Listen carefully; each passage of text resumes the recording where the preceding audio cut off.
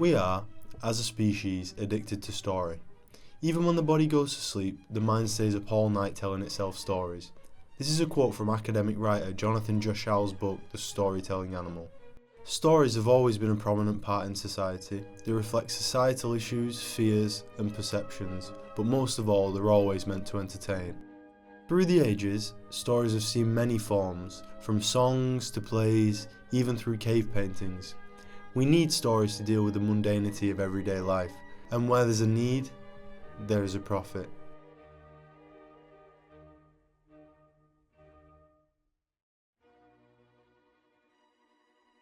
The industry is ever-changing and adapts to the technological and political climate, searching for a new way to appeal to customers.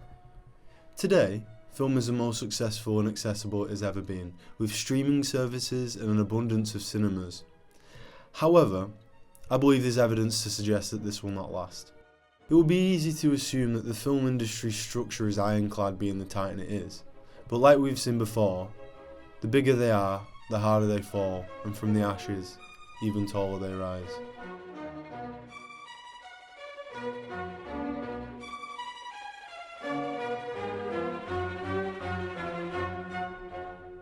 Nickelodeon. Composed of the words nickel, an American 5-cent coin, and Odeon, the words ancient Greeks used to describe a building of musical performances, was the first ever term used for commercialized cinemas in the United States. From humble beginnings, Nickelodeon spanned far and wide. By this time, early Hollywood had just started to establish itself as a cinematic goldmine, leading to many people such as William Fox, the founder of 20th Century Fox, and Louis B. Mayer, the founder of Metro-Goldwyn-Mayer Studios, to capitalize on their success. I would say this is the first domino being pushed, the domino which would eventually lead to the oligopolization of the industry. This is because, from here onward, the industry had competition. By 1915, Nickelodeons were so popular they had obsoleted themselves due to the high demands requiring bigger auditoriums for the bigger audiences. With the release of features, the price also rose as well. After 2 decades of growth, Hollywood had moved into its golden era. 5 main studios had control over the vast majority of the market. These were coined the Big Five. MGM, Paramount, Fox Film Corp, Warner Brothers, and RKO Pictures had vertically and horizontally integrated into the market, meaning they had control over the production, distribution, and exhibition of films, leaving little room for any competition. This posed the first major issue. How can you keep an industry freshly saturated with innovative ideas if only 5 companies were conceiving, distributing, and exhibiting them? In an interview conducted by The Independent with music psychologist Dr. Michael Bonshaw, they state, "There are 2 main reasons why music may become boring and fall out of favour. The first reason is overexposure to the song. Experiments have demonstrated that the appreciation decreases once the novelty of the piece of music has worn off, and that we often become bored with the song that has become overly familiar. It isn't hard to assume that, with an adjacent entertainment form, the same thing happens with overexposure to film structures, such as what we saw with westerns from the 40s to the 60s. Westerns came at the right time. They echoed societal issues and the fears of wartime America. Consumers of the early 40s wanted to see the underdog beat the bad guy. These films reflected that sentiment, quickly becoming the dominant genre. Moving into the 60s, this would take a vast turn. Box Office Pro quotes, "Unable to comprehend the taste of their young audiences during the time of the Vietnam War, the Civil Rights Movement, and the growing counterculture, studios were ever more disconnected from their patrons. Younger audiences had started to prefer more nuanced narratives over the oversaturated bloat of the Western genre. We are witnessing a similar effect nowadays with the recently coined term superhero fatigue." A superhero fatigue study was conducted by SSRS opinion panel poll that concluded a significant proportion of the respondents were overwhelmed with the quantity and underwhelmed with the quality of the newest releases of Marvel films, compared to the previous entries in the series. This is representative in the revenue earned with their highest grossing film, Avengers Endgame, compared to their new entry, Ant-Man and the Wasp: Quantumania. Directly attributing the decline of the film industry to genre oversaturation alone is reductive, but it does play a key role when explaining the building blocks that reformed the industry back in the 60s. The reckoning for the oligopoly came in the year 1948, with United States versus Paramount Pictures Incorporated. This lawsuit alleged that the 5 big companies had violated the Sherman Act and left no room for competition. It was concluded that all defendants, as distributors, conspired to and did restrain and monopolise interstate trade. The ruling declared that the Big Five were mandated to divest either their distributions operations or their theatres, and would only be able to both own and distribute films again with prior court approval. This decision started the reform of the entire industry that sent ripples through the whole of entertainment. However, this didn't automatically dismantle the studios, and even after full compliance, it would take time, but it did pave the way for the rise of independent cinema. In the year 2025, the industry is rife with independent studios and productions, from big to small. A24, Lionsgate and Netflix are but to name a few that are held in similar regard to high-budget blockbusters. This is unprecedented, as through the 60s there was a vast disparity between both, through the lens of quality and public perception. But, however fantastic this is for creative expression and right of choice, companies have started sectorising themselves and their films to their own platforms. This has made a new frontier of monopolisation in the industry. Through the COVID pandemic, ticket sales saw a massive drop. Statista estimated that 5.7 billion tickets were sold in the year 2022, as opposed to the 7.7 billion sold in 2017. COVID showed companies that direct-to-streaming was a viable alternative to ticket sales. One such company that took advantage of this was Disney. The Walt Disney Company is a multinational mass media corporation that has a sizable degree of stakes in many industries and has been slowly collecting various well-known trademark titles. Is it right that if Disney claims one of your favourite properties and then locks it off behind their own streaming service, that you should have to pay the subscription? Does it violate the Sherman Act? And how would this link to the demise of this phase of the industry? One of the first potential ways they would violate the Sherman Act is through monopolistic practices. If we apply this to streaming services, I think there's solid evidence to prove in court that they do indeed violate the Act in multiple different ways. Regarding monopolistic practices, content exclusivity is the main selling point for a lot of services. They create and obtain properties to exclusively limit access to them behind a paywall. Much like old Hollywood, where studios controlled the production, distribution and exhibition, streaming services use their disproportionate influence to fragment the market. Market fragmentation in any industry comes with some consequential side effects.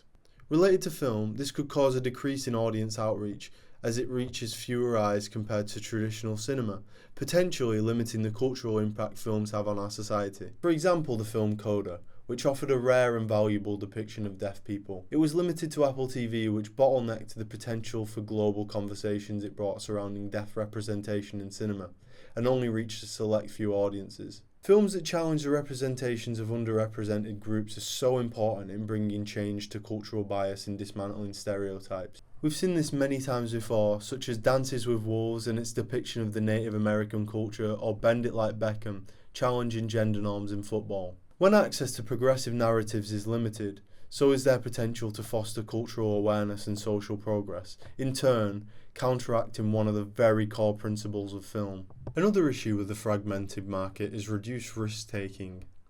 Businesses often prioritise safe investment rather than artistic experimentation. With pressure from shareholders to retain audiences and deliver a constant outflow of content, they rely on cash cows that offer predictable returns rather than potentially losing money on a method that isn't tried and true. The existence of franchise in film is testament to this belief, from the 8 Harry Potters to the 12 Star Wars films, with over a dozen spin-off shows. Whilst these franchises no doubt have an audience, the over-reliance homogenises the landscape. This makes it harder for emerging filmmakers to secure funding for films that aren't based on intellectual property, limiting innovation and narrative variation.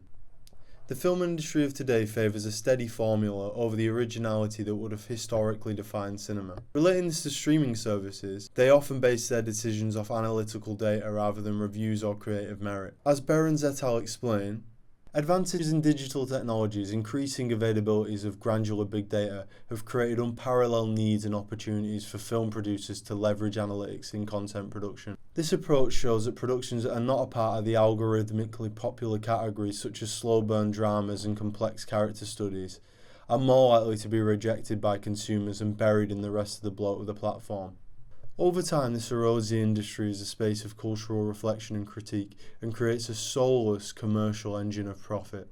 However, some hope for the creative future of film is shown in the form of independent creators. With the rise of consumer technology, it has made the prospect of solo creating for mainstream cinema achievable, when in the past it wasn't possible. Micro-budget films now have a chance to gain a cult following, such as the 2022 hit Skinamarink. With a budget of around $15,000, Skinamarink garnered a global return of $2.1 million in the global box office, along with accruing a dedicated online following. Naturally, this is a rare occurrence in the film space, but with the constant developments in CGI software as well as the rise in AI software such as Midjourney, Sora and Runaway, however controversial, will soon allow the average person to create media rivaling big budget productions with less than a fraction of the cost.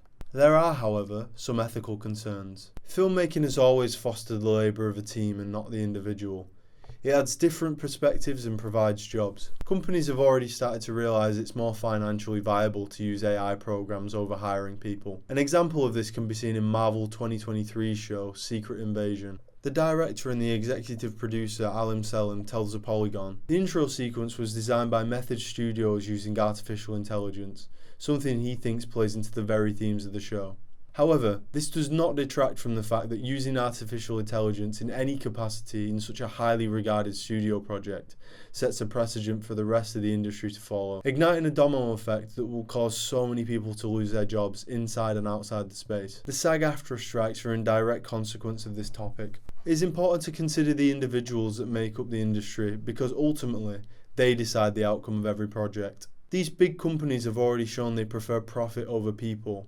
But what they fail to realise is that people are the industry. The other way major streaming services would violate the Sherman Act is unlawful restraints on trade. I believe the large conglomerates controlling the market nowadays are following in their predecessors' footsteps to a metaphorical cliff's edge. Using the Walt Disney Company as an example, it provides us with some suitable evidence of this. The main reason the Big Five had the lawsuit filed against them was because each owned too much of the market for any competition to have any chance to thrive. Production, distribution and exhibition. Disney owns all of these. Marvel Studios, Lucasfilm and 20th Century Studios are a few of its largest production companies. The films that are made by these are distributed and exhibited on its streaming website Disney+.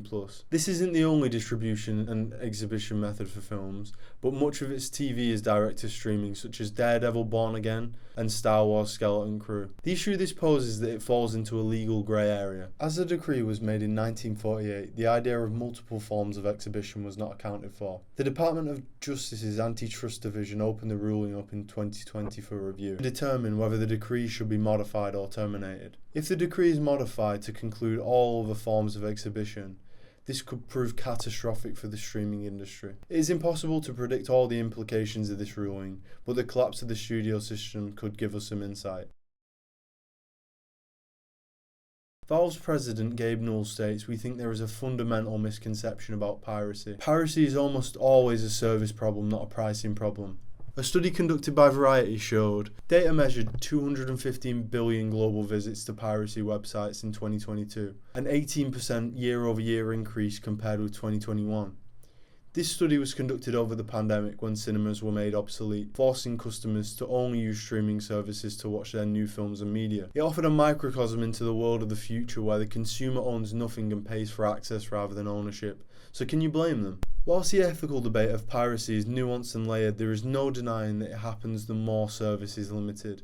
If we cross-reference the data collected by Variety with the previous study of cinema ticket sales conducted by Statistica, we can conclude that there's a positive link between the rise in piracy when cinema attendance is decreased, meaning when consumers have a lack of access to the content, a large profit is diverted away from the industry and the hard-working people producing the content. Piracy is an important factor to consider when discussing the feasible collapse and restructuring of the industry, due to the fact it has become so easy, is free and unregulated.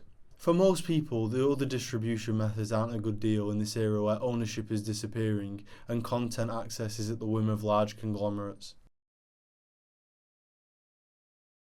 An alternative approach to explaining the similarities between the fall of the golden age of Hollywood and the current landscape is William Strauss and Neil Howe's The Fourth Turning theory. It suggests every 80 to 100 years society goes through a circle of 4 turnings, each lasting 20 years. The high, the awakening, the unravelling, and the crisis. The high is summarised as an upbeat era of strengthening intuitions and weakening individualism when a new civic order implants, and the old values regime decays. The awakening is explained as a passionate era of spiritual upheaval when the civic order comes under attack by the new values regime. The unravelling is a downcast era of strengthening individualism and weakening intuitions when the old civic order decays and the new values regime. Finally, the crisis, which is a decisive era of secular upheaval when the values regime propels a replacement of the old civic order with a new one.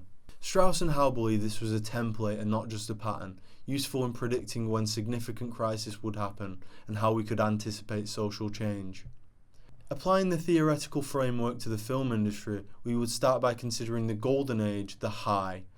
The individualism is weak, and all the power is centralised to the Big Five. This moves into the awakening, with the cultural shift of the late 50s to the 70s with the independent cinematic rebels such as Kubrick and Coppola that challenged the studio's ideals, the collapse in Hays Code and the start of more provocative storytelling. The rise of blockbuster and corporate Hollywood will mark the unravelling, with the start of well-known franchises such as The Terminator and Jurassic Park. Studios would start to emphasise profits over art. Finally, where we are now, the crisis, the turning just before the reset. With global, political and social unrest, the emergence of COVID and the threats New Hollywood are facing with union strikes, streaming wars and algorithmic content churning. Using the theory, we can try to predict what would come after the start of the new cycle. I propose, in the wake of the fall of our current era, a new high, with creators driving content but with more of a collective mindset. More uplifting narratives that can inspire after the crisis of our current age. And maybe we would even see some crowd-owned studios. It's hard to maintain a positive outlook on the future of the industry, with job loss, ticket decline and loss of creativity and many more negative trends running rampant. However, there seems to be a light.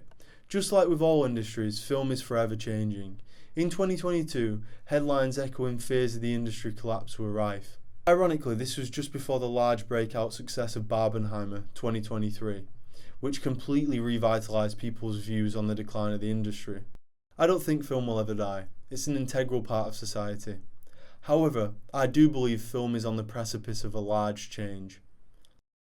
Short-form content represents the most widely consumed format of video media. While short-form content does not strictly fall within the traditional boundaries of the film industry, there's a significant overlap in both audiences. It would not be outlandish to assume that with people's attention spans decreasing, film will also accommodate, either by decreasing its runtimes or rushing its narratives. The death of the studio system in the 60s was not just a failure in business. It was a failure to innovate and a failure to nurture the audience they had cultivated, and for that it collapsed. The same is happening today with their predecessors, but they're either ignorant or unbothered by the consequences. As it stands, consumers are unhappy with the domination of streaming services above physical media, and the direction the industry is heading is not going to change. The past mistakes of the Big Five echo in the actions of today's media giants, and no doubt, the mistakes made by today's giants will be the mistakes made by whatever comes after. We can only hope that the original heart of film survives the flames.